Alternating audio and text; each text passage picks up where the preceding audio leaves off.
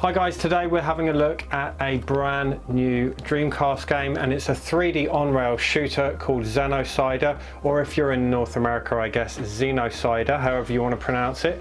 But yeah, like I said, 3D on-rail shooter. Retro Sumus, who developed this, some Spanish guys, kindly sent over a couple of copies for me to check out, and we've got the regular dual case edition and the limited edition in the DVD case.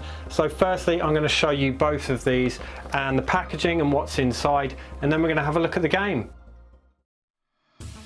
So we got the standard dual case version here in the Japanese Dreamcast style, and the limited edition in the DVD case, which some of the very late Japanese Dreamcast releases like Under Defeat came in. There was also a PAL case version limited to 50 units which are sold out, but I believe there's also a limited steelbook version. I'll of course leave links to the Retro Sumus website where you can grab yourself a copy. The standard is €45 and limited edition is €60. The standard edition is very well presented, the artwork on the outside looks great, as does the disc.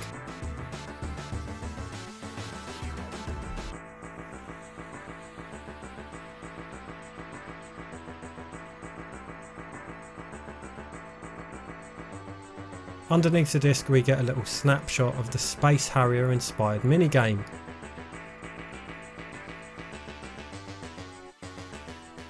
The manual's quite bare bones and gives a brief thank you for support and a bit about the game, but tells you nothing about how to play it. Thankfully, the first level of the game is an optional tutorial. The limited edition is similar with a different image on the cover and comes with 2 discs, the game and a soundtrack CD.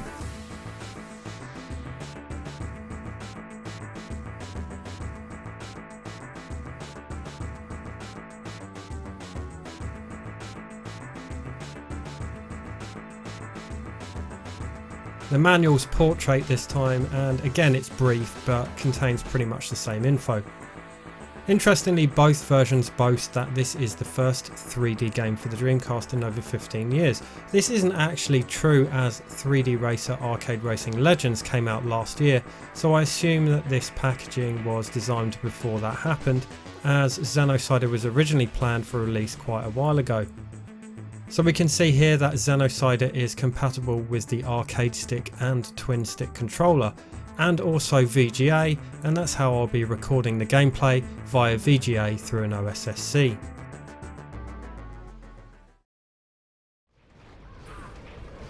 Xenocider is a 3D shooter from Retro Sumus, a Spanish 4-man team. Chewy as programmer, who had previously worked on several indie Dreamcast games and ports, and notably created several of the popular emulators for Dreamcast, including the Neo Geo emulator Neo for All. Abel as 3D designer and Carlos on writing and design, the trio had worked together on porting Watermelon's Pia Solar to the Dreamcast. The 4th member of the team was Juanjo, who did the soundtrack. This quartet had met at several Spanish retro gaming events and eventually decided to create a new Dreamcast game inspired by Space Harrier and Sin and Punishment, Xenocider. They actually launched this game as a Kickstarter campaign way back in mid-2016, but only raised $17,500 out of a target of $66,500, so it was unsuccessful. I actually backed this one at the time, and if I remember correctly, it was actually stopped short by Retro Sumus due to underperforming early on. In the meantime, the team have been working on Xenocider in their spare time for around 5 years. Starting up the game, we get a menu screen featuring Zara, the main character. The music here is really cool. It's like a sinister synth track and reminds me of Jean-Michel Jarre and a little bit of the Terminator theme. There are several gameplay modes, but first we'll have a look at story mode, which is the main game. The premise is simple. You play as Zara, an alien cyborg who is mysteriously being given orders by some kind of robotic voice. She goes to several planets and must take on waves of enemies before coming up against a boss. Before the main game you get a little tutorial mode, which I mentioned earlier, which you'll need because, as I said, the manual doesn't tell you how to play the game. After you've learnt how to play, you can skip this tutorial on subsequent playthroughs. Each stage is introduced with a little mission briefing, a short bio about the planet you're attacking.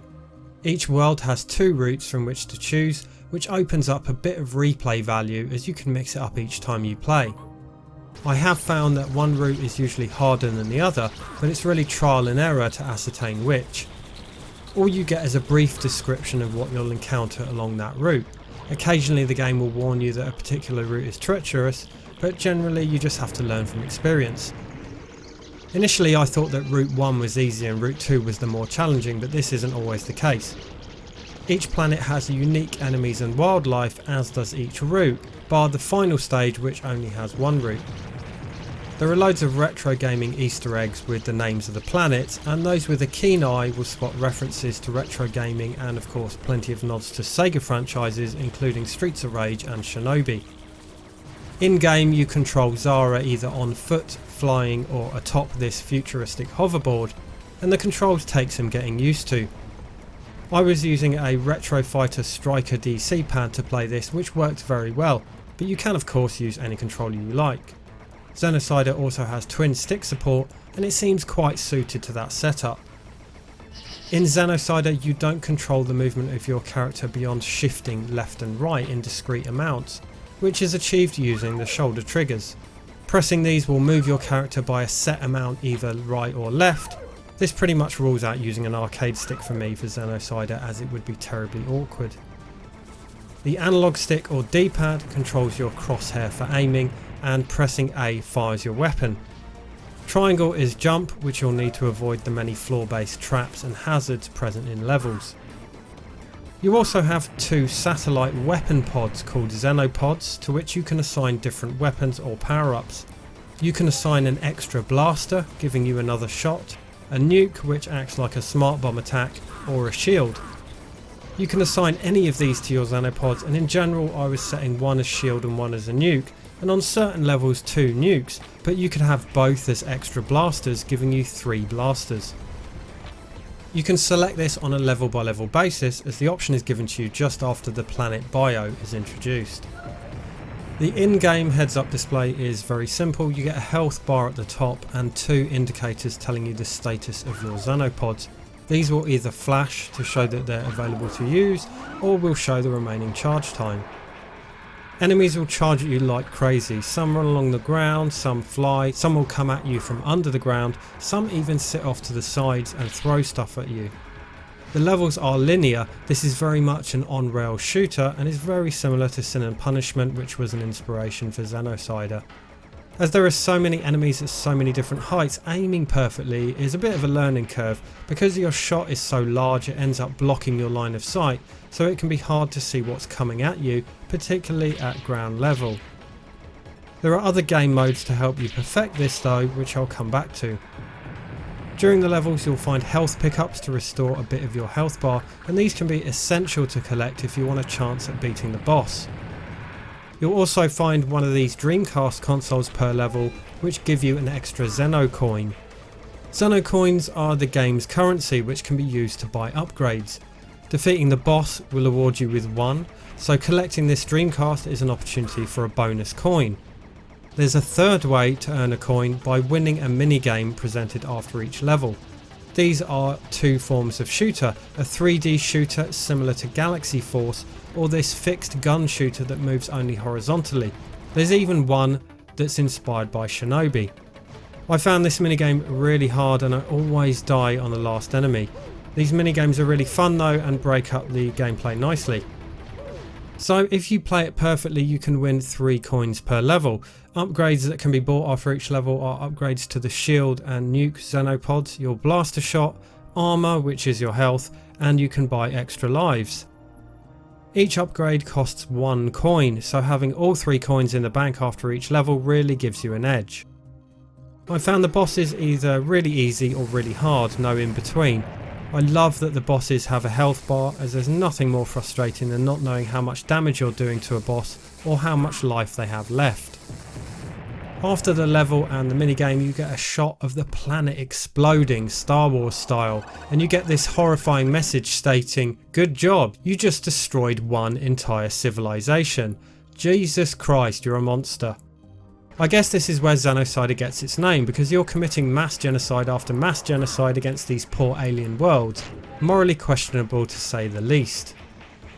A quick look at the VMU, it either displays Xenocider in text or shows an image of Zara's face, but it also displays an image of a Xeno coin when you collect one. Where the levels get really crazy is when you have traps and hazards to contend with in addition to the barrage of enemies. Some traps activate when you draw near, popping out of the ground or closing in from the sides and above. This means having to dodge left and right and or jump at just the right time, all while aiming your blaster shot perfectly. This is really tricky, but once you learn the level it becomes quite satisfying when you do it well. The game is hard as nails and it's all about trying to take as little damage as possible in order to be as strong as you can for the boss fight. I found it had a good balance in terms of difficulty. It was by no means easy, but I was able to complete the story mode after some perseverance and practice. If you're really good, you can also go after high scores, and these are listed on the main menu under achievements, with a high score for each gameplay mode. There are also achievements to aim for, which is a really lovely touch for a Dreamcast game. Some of these are random, like dying in a certain way, some are easier, for example beating the main game, and some are going to be a real challenge for me, for example completing the game in Maniac Mode, which I'll explain shortly, completing the story mode without buying any upgrades, or collecting all the Xeno coins in a playthrough. The other gameplay modes are Practice Mode, which lets you practice any route on any planet that you've previously beaten. Then there are some extra game modes which are more like extended minigames. First is Fantasyland, clearly inspired by Space Harrier, complete with one-eyed mammoths.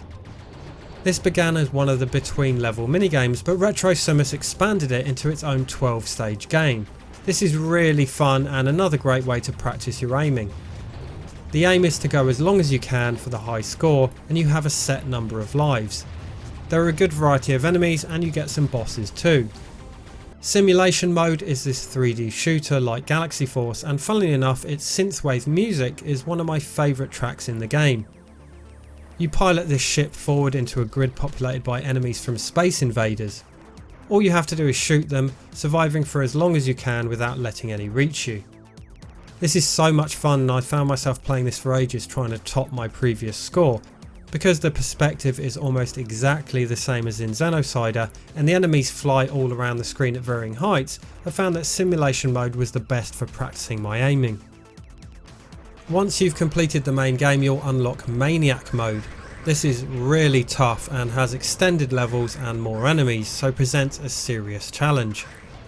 It's nice to see this edition because although I found the story mode really challenging, I was able to beat it with some perseverance. So that's Xenocider in a nutshell. It's really cool to see a proper 3D game on the Dreamcast, and it's a fun and challenging game which I'm finding very enjoyable. Of all the indie Dreamcast games that have come out in recent years, this feels the most like a Dreamcast game. The cutscenes, the in-game graphics, just the whole thing is presented like a real Dreamcast game. One could easily believe this was an official release looking at it, although it could just as easily be an N64 game.